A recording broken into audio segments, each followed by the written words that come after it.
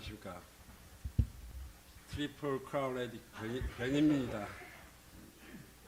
먼저 지난 6년간 회복 생활을 이끌어주신 전지전능하신 하나님과 이갈 미션 홍장로님 네 분께 깊은 감사를 드리고, 아울러 고인이 된 곽 시장님의 감사의 집 식구들과 여러 협심자님들께 고마움을 표합니다. 저의 부끄러웠던 과거 중독 생활과 지금까지의 회복 과정을 여러분들께 전하면서 하나님의 은혜와 사랑이 나타나는 보람된 시간이 되기를 바라면서 이 자리에 섰습니다. 한 가지 중독도 힘들 텐데 제 뭐라고 세 가지 중독 왕이라고 떠들까 하는 의문을 가진 분도 많을 것 같은데, 저도 회복 초기 때 정확하게 진단받고 싶어 각 미팅에서 20 퀘스천을 아주 솔직하게 작성해 봤었습니다. 여러분도 아시다시피 중독의 여부를 판단해주는 각 미팅마다 질문 20개 이상 질문지가 있지 않습니까? 거기서 알코올릭 어나니머스 질문지에서는 100점 받았고요. 갬블러 어나니머스 문제지는 80점 받았습니다. 그리고 나코릭 어나니머스 문제는 70점을 받았습니다. 그리고 각 종목마다 70점 이상은 심각한 중독 상태라고 평가를 해주더라고요. 그래서 그때 이 삼관왕을 회복하려면 남들보다 3배의 노력을 더 경주해야 한다고 그때 다짐했었습니다. 이번 간증을 준비하면서 과연 중독의 사전적 의미는 무엇일까라는 궁금증이 생겼어서 구글의 위키 백과사전을 찾아봤는데 다음과 같이 정의를 내리더라고요. 중독의 두 가지 뜻. 중독은 우리 한국말로는 같은 중독이나 언제나 정신에 심각한 악영향을 주는 중독은 영어로는 intoxication, poisoning이라고 한다. 반면에 인터넷 중독, 게임 중독, 도박 중독, 섹스 중독과 같이 갈망이 생겨 반복적으로 약물을 투여하거나 행동을 해야 하는 중독은 에딕션이라고 한다.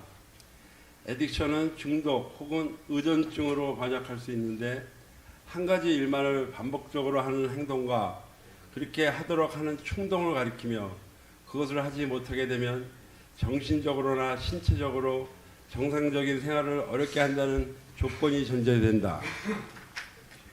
즉 중독에는 농약 중독, 비소 중독, 납 중독과 같은 인톡시케이션과 게임 중독, 도박 중독과 같은 에딕션이 있고, 또 이 둘이 함께 같이 있는 중독도 있을 수 있다. 예를 들어 마약 중독, 알코올 중독은 이 두 가지 중독 모두 해당된다. 이상의 진술이 중독에 대한 학술적인 설명이었는데, 이런 현상과 폐해를 직접 체험했던 우리 중독자들에게 더 이상의 긴 설명이 필요 없을 것 같습니다. 특히 이 진술 중에 그 마지막 진술, 우리들의 대부분 중독인 마약, 알코올 중독은 인톡시케이션과 에딕션을 모두 갖고 있는 따따블 중독임을 잊지 말아야 되겠습니다. 이처럼 일반인들이 생각하는 중독자는 인생의 실패자요, 낙오자로 상대하면 안 되는 나쁜 사람들로 치부하는 것 같습니다. 특히 우리 한국 사람들은 중독자가 가족에서 발생하면 망조로 생각하며 감추기 일쓰고 무시하려 합니다. 저 역시 이런 잘못된 한국 문화와 인식에 이끌려 내 자신의 중독을 부인하며 거의 30년을 살았습니다. 그러나 무시한다고 부인한다고 중독이 없어질까요? 아니요. 시간이 흐를수록 중독 상태만 더욱 악화되는 것을 직접 체험했습니다. 이제야 깨달은 중독은 일종의 심각한 질병으로서 치료하지 않으면 한 인생과 그 가족이 송두리째 망가질 수 있는 무서운 마귀의 공격임을 절감합니다. 우리 홍 장로님께서 항상 말씀하시듯이 우리 중독자의 종점은 뚜리 업밖에 없지 않을까요? 즉 오버도스로 죽어서야 관유로 덮어지는 커버업, 아니면 살아있지만 정신병원이나 형무소에 갇히는 락업, 끝으로 우리가 선택해야 할 회복으로 꾸준히 일생 동안 해야 할 소버업밖에 없다고 믿습니다. 그러나 이 중독에서 회복되어 새 인생이 터닝 포인트가 되어 참다운 인생을 살아간다면 이 중독은 하나님께서 주신 축복의 선물이 될 수 있다는 믿음이 점점 더 생겨졌습니다. 이제까지 회복 생활을 오래 잘하고 있는 분들의 공통점은 옛날의 성품에서 완전히 새로 변화된 사람으로 바뀌었다는 그 인상을 많이 받았었습니다. 이제 제 중독의 과정을 회상해 보면 처음에는 호기심과 분위기에 휩쓸려 다른 사람들과 어울려서 시작했었습니다. 술, 모약, 술, 도박, 마약 다 이렇게 시작했다가 점점 재미가 많아져 가며 즐기는 양과 횟수가 늘어갔고, 그래도 이때는 정상적인 생활을 해가면서 즐길 때만 즐기는 이른바 social or casual user 단계였는데, 나중에는 남들과 어울려 하는 것보다 나 혼자 하는 것이 점점 더 편해지면서 아주 심해져 갔습니다. 이때부터 정상적 생활이 어긋나 버렸고 중독 행위를 유지하기 위해 많은 비행을 저질렀습니다. 이렇듯 중독 상태가 악화되고 있는 중에도 내 마음 중심에서는 나는 언제든지 끊고 싶을 때 끊을 수 있다는 무모한 자신감과 결코 중독한테 질 수 없다는 터무니없는 오기만 가득 찼었습니다. 지난 25년 동안 수없이 많은 금주, 단도박 등 결심을 해 어떨 때는 1, 2년 동안 안 하면서 버텨도 봤지만 결국에는 다시 중독으로 빠져들었습니다. 그렇게 중독으로 인해 가정도 깨졌고 하던 비즈니스도 못하게 됐으며 대인 관계에서도 많은 실수를 하였습니다. 중독으로 인해 내 삶이 망가져 가는데도 술, 도박을 끊지 못하는 내 자신이 너무 비참해 삶을 포기하고 자살을 결심하는 데까지 이르렀었습니다.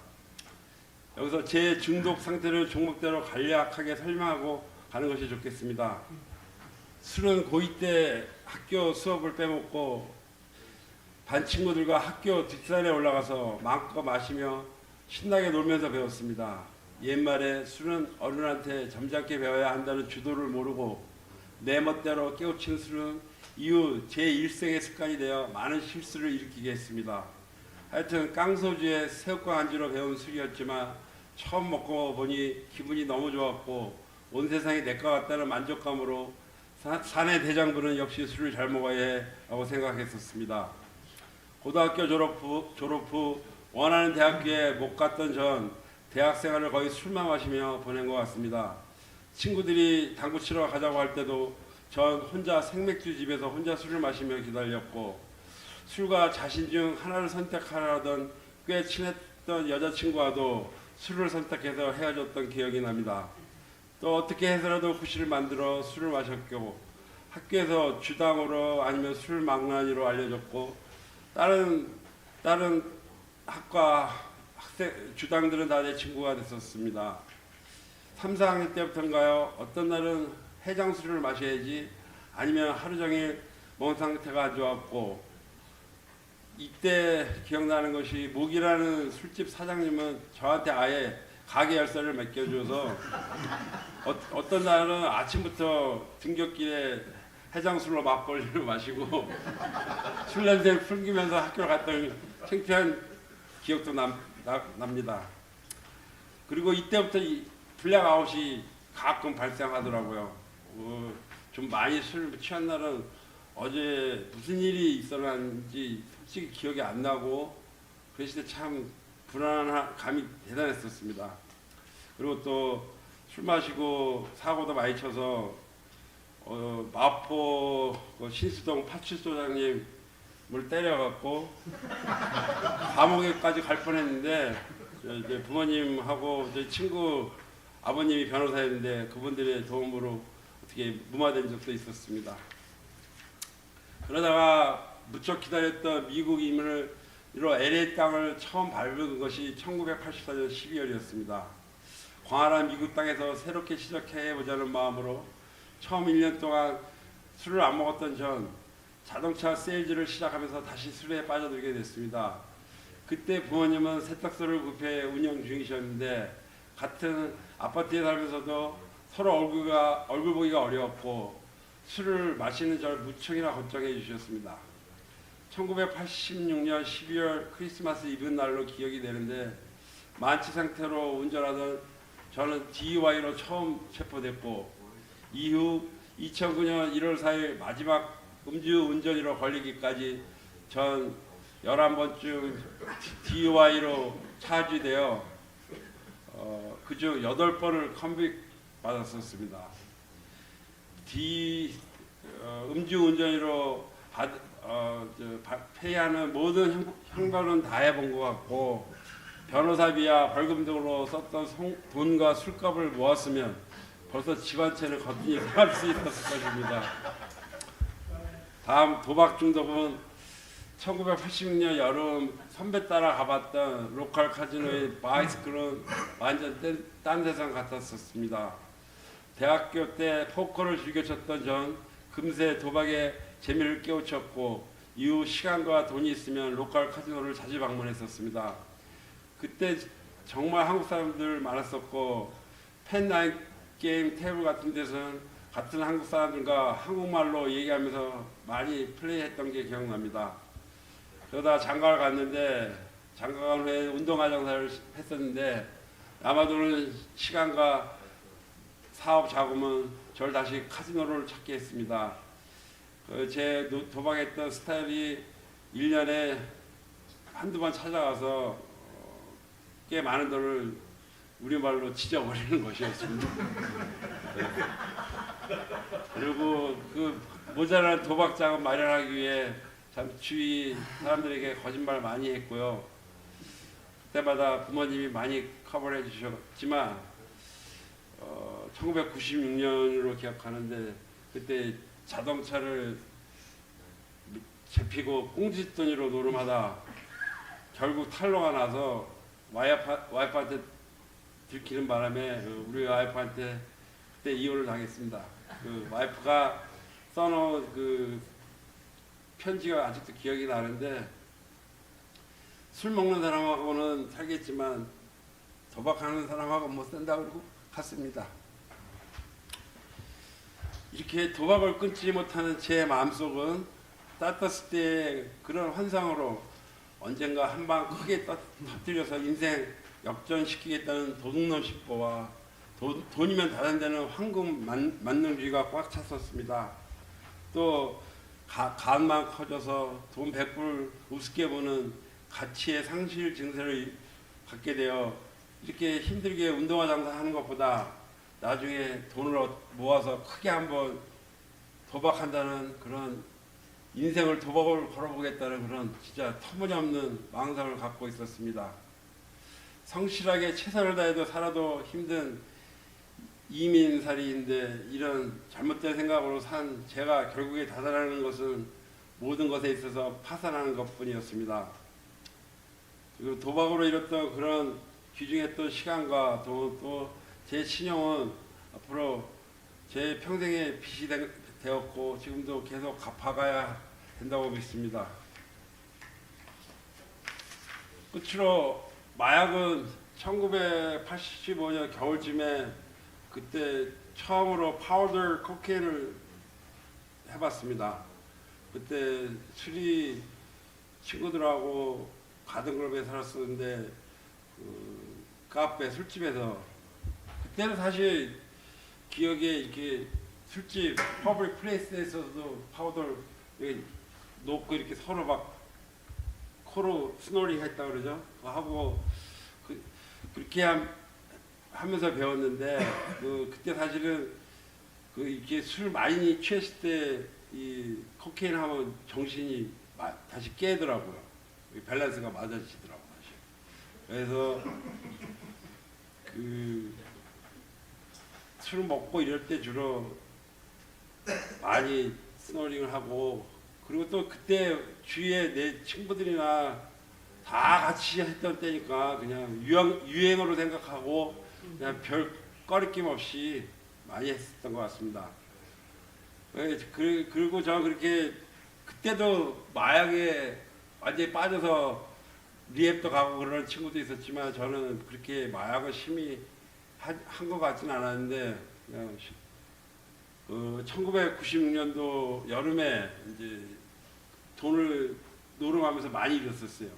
한 몇만 불 잃었는데 그때 이제 마지막 기회로 삼고 그 카지노에서 한 달을 살면서 도박만 하자 하고 카지노에 그때 바이스클하고 커머스에서 살게 되는데 그때 그 저랑 같이 흔히 말하는 뒷전들이 형들이 이 크랙 코케인을 가르쳐 주더라고요. 그때가 기억에 그 바이스클 저 놀만디 있는데 거기 그 모텔 거기서 처음으로 이 크랙 코케인을 해보는데 사실 그때 막 너무 정신적으로나 몸이 피곤해서 그런지 우리 말로 한 방에 첫 방에 빡 가더라고요. 사실은 그때 그 판타스는 사실은 내 평생에 과연 잊을 수 있을까? 솔직히 말씀드려서 그 정도로 한번 황홀하면서 완전히 훅 떡이 되더라고. 그래서 그때 이제 나머지 한 3,000불 정도가 남아 있었는데 그걸 도박하는 것도 잊어버리고 그냥 다 스모킹하면서 그 돈 다 날려보낸 것 같아요. 날려보냈습니다. 그리고 그 이후부터는 이제 가끔 모텔하고 한인타운 모텔하고 메가더 파크 근처에 알파라도의 모텔들 그다음에 또 많이는 안 갔지만 크랙 하우스도 드나들면서 돌멩이를 피우게 되었습니다. 그러다가 1999년 마약을 사는데 그 함정 수사에 걸려 코트 오더 케이스로 나눔 선계에서 살게 되었습니다.